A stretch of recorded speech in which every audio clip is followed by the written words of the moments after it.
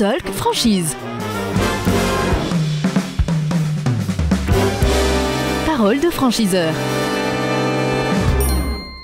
Merci de nous rejoindre avec aujourd'hui les tendances du marché dont nous allons parler avec Sylvain Bartholomeu de Franchise Management. Bonjour Sylvain. Bonjour. Merci d'être avec nous. Je rappelle que vous accompagnez les franchiseurs. Sylvain, une question là aujourd'hui. Comment se porte le marché de la franchise en ce moment ? Alors il se porte plutôt bien puisqu'il est encore en croissance. Ouais. Les statistiques de la Fédération française de la franchise sont sorties fin d'année sur 2024 et le marché est encore en croissance. Aujourd'hui, il faut quand même se rendre compte que le marché de la franchise, c'est presque 90 milliards d'euros de chiffre d'affaires cumulé et c'est aussi presque 1 million d'emplois en fait. Donc c'est un marché qui est devenu extrêmement conséquent. Il n'y a rien que faire le tour du salon et voir plus de 500 exposants. C'est quand même assez incroyable. Donc c'est un marché qui se porte très très bien, dominé majoritairement toujours par l'alimentaire, avec une très forte activité ces dernières années de la restauration et puis des métiers du bien-être, du sport, du fitness. Ça, ce sont les grandes tendances ? Oui, c'est les grandes tendances. Alors il y a une tendance structurelle qui nourrira le marché dans les années à venir, c'est que en 2050, un tiers de la population française aura plus de 60 ans. Peut-être pas nous. Non. Pas encore, voilà. Mais nous y viendrons. Ouais. Et donc tout ce qui est service à la personne, accompagnement des personnes en général, c'est un marché très porteur sur les années à venir. Deuxième tendance, c'est quand même pour les nouvelles générations, le besoin de s'occuper de soi, de prendre soin de son corps. L'effet Instagram, réseaux sociaux aussi, qui fait que le sport, le fitness sont des secteurs qui sont structurellement en très forte croissance. C'est les deux grosses tendances porteuses en fait sur le marché, je pense, sur 2025. Est-ce qu'il y a des nouveaux franchiseurs qui sont arrivés là sur le marché et qui font un peu fureur ces derniers temps ? Oui, alors il y a des secteurs, des concepts qui invitent au voyage ou à l'évasion qu'on commence à voir venir. Alors par exemple, on a accompagné l'an dernier un nouveau concept d'épicerie italienne donc, qui est en train de venir et qui structure un marché qui était majoritairement occupé par des petits indépendants et qui aujourd'hui se structure et s'organise en réseau. Donc ça, c'est des nouvelles tendances.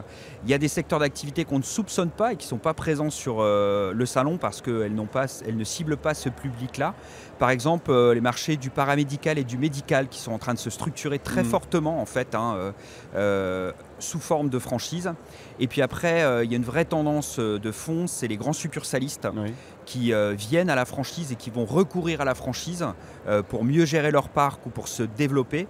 Et par exemple, en 2024, on a accompagné des marques comme Brico Dépôt ou comme Castorama, en fait, à construire des modèles de franchise pour permettre que leurs établissements soient gérés aussi par des franchisés. Donc ça, c'est une vraie tendance de fond, c'est ce qu'on appelle l'hybridation.